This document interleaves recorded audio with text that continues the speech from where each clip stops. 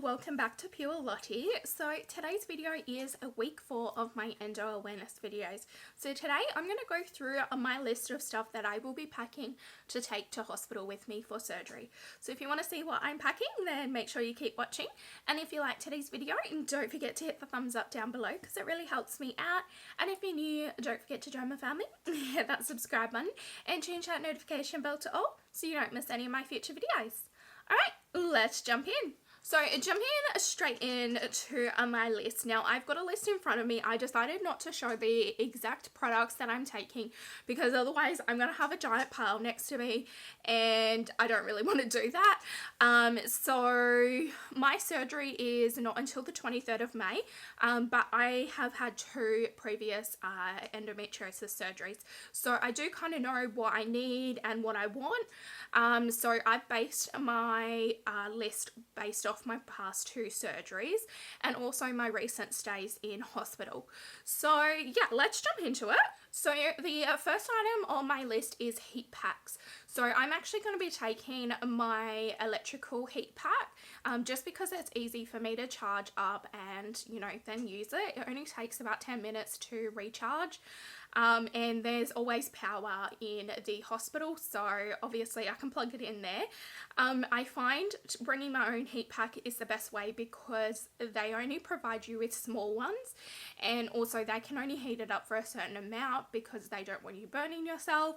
So this is bringing my own heat pack is at my own risk. You know, if I burn myself, that's on me. But I want the heat pack to actually do something and not just be like room temp. So that is my first thing. My next thing is a pillow. Now I'm talking about something that I can like hold if I'm in pain, something that I can put underneath my seatbelt when I'm on my way home because obviously I'll be in a lot of pain and there will be multiple incisions, so you don't want the seatbelt directly onto your tummy as well. So I do have a little like cuddle pillow that I'm going to be taking with me. So next thing is nighties and dressing gowns, so clothing.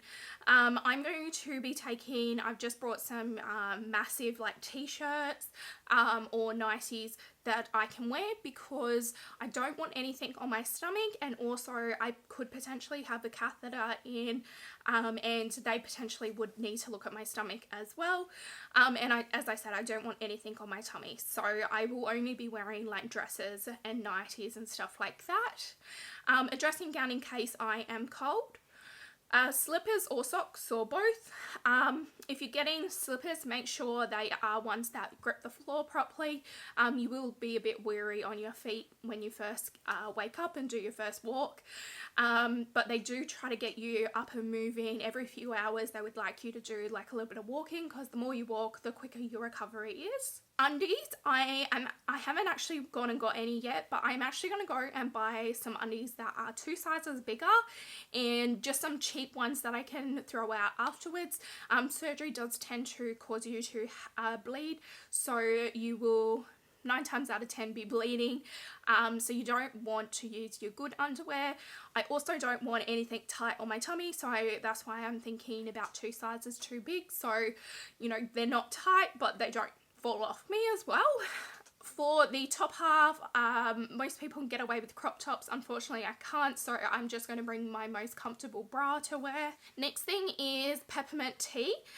Because it is by laparoscopy, they do pump you up with the gas, and I get terrible shoulder pain after they have pumped me with the gas, and it does normally last up to a week for me, and it's probably worse than the actual incision pain for me. So peppermint tea helps get rid of the gas and to help that shoulder pain. It also helps any bloating as well, so that's good to always take in.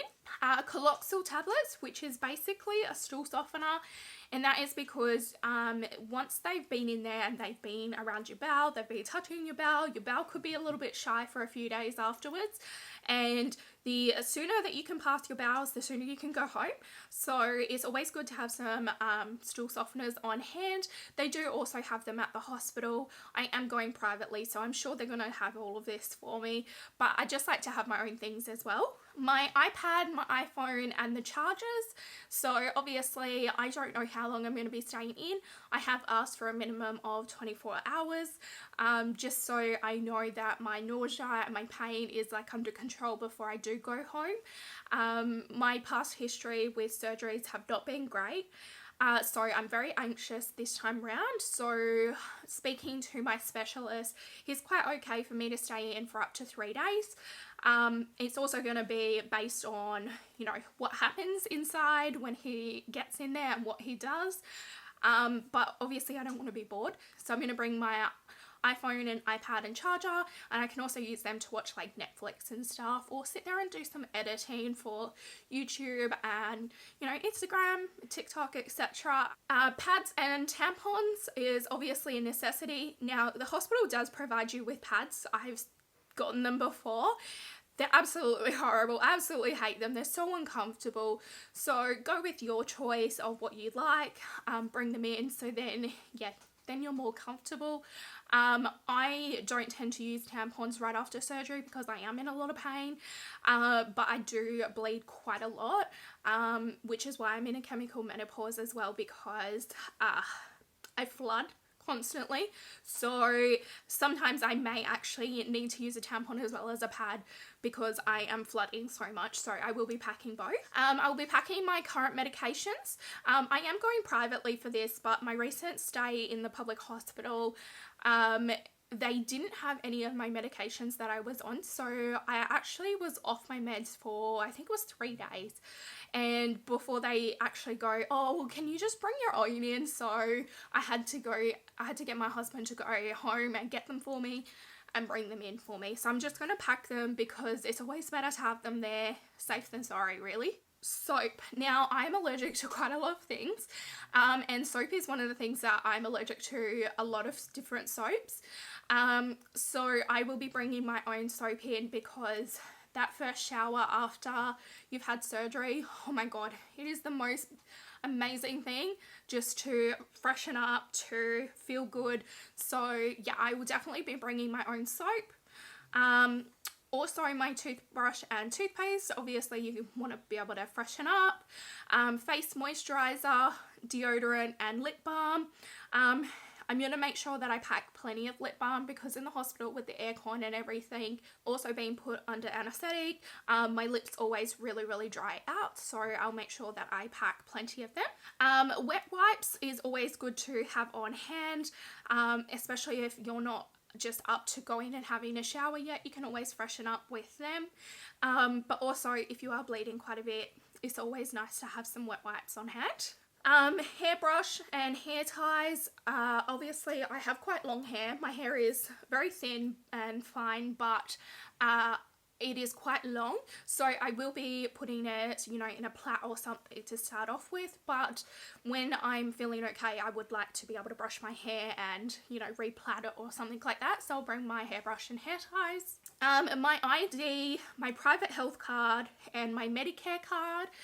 So I am going in privately. I'm having this surgery done in a private hospital. So I just want to make sure that I've got everything on me just in case I need it. I will bring a small amount of cash as well. Sometimes to use the TV you might need to pay for it. My recent stay at the public hospital, I had to pay for it, but I was able to do it all on my phone. So hopefully it would just be like that. But normally when you go private, they provide the TV anyway.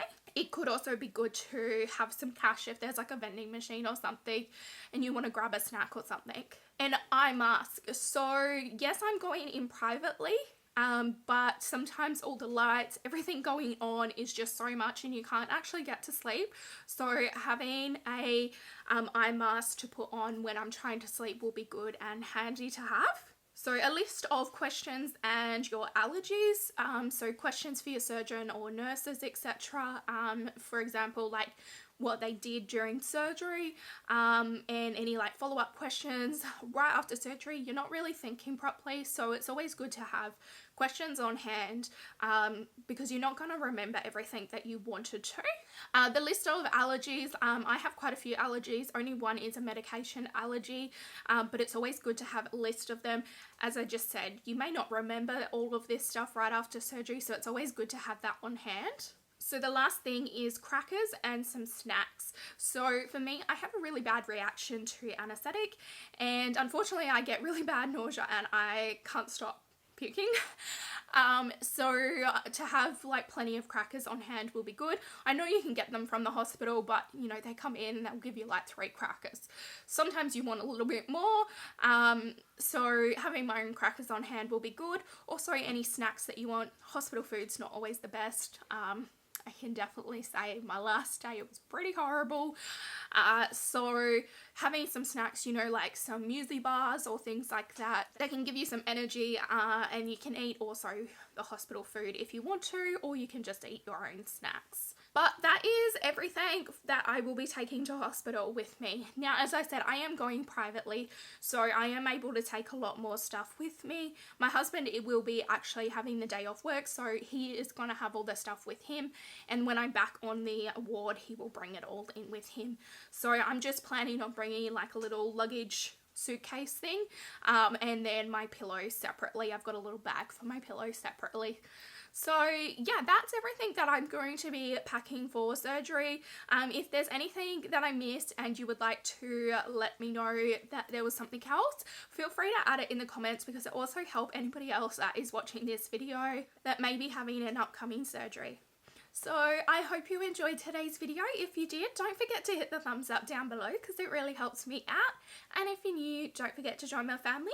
Hit that subscribe button and change that notification bell to all, so you don't miss any of my future videos. And as always, thanks for watching, guys. Bye!